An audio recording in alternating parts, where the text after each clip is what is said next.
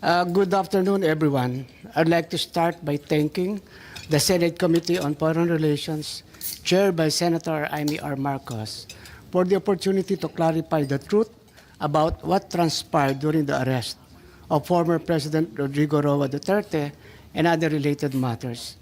I believe this is also a good venue for me and my fellow officials to clarify what really happened and to debunk and dispel the false accusations and fake narratives that have misled the public about this issue. As government officials, it is our duty to be truthful and to assure the public that our actions were proper and in accordance with the law.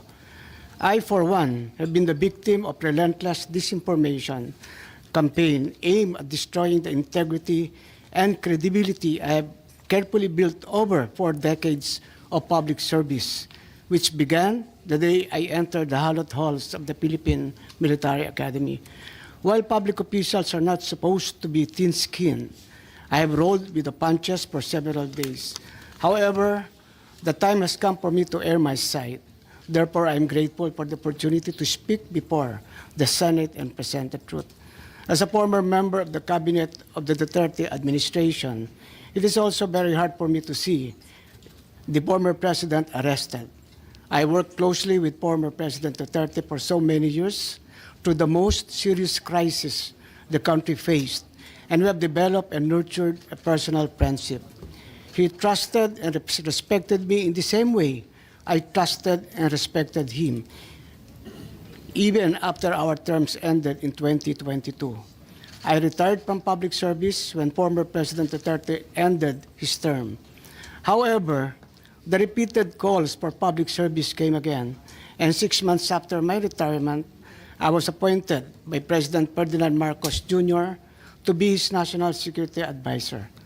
I saw my appointment as a continuation of my service to the Filipino people across different administrations.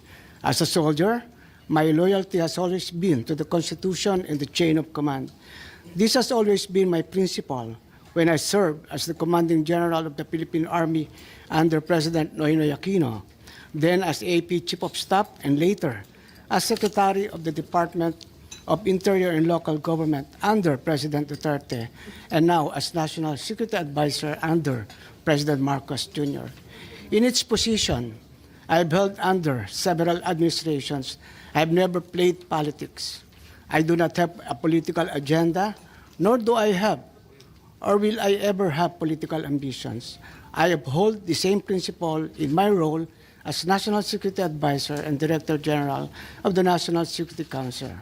Thus, I'd like to state for the record that my role was limited to the mandate of my office to assess that the situation does not escalate into a national security concern. The implementation of the ICC warrant is beyond my mandate, and I had no part in it.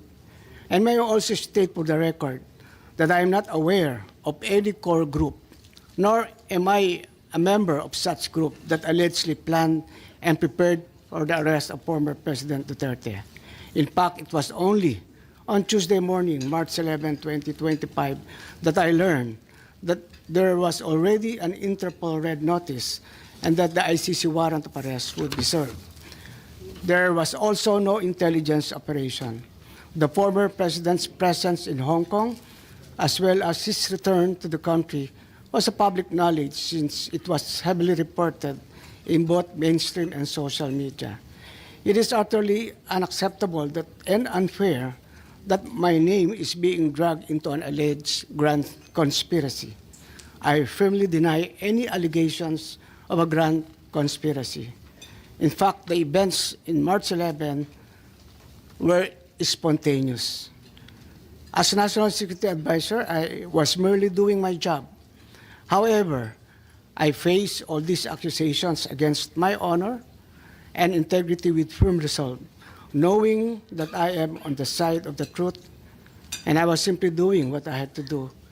And in doing so, I upheld the truth, justice, and the rule of the law. Again, my loyalty is always to the country, to the Constitution, and not to any person. Thank you, Madam Chair.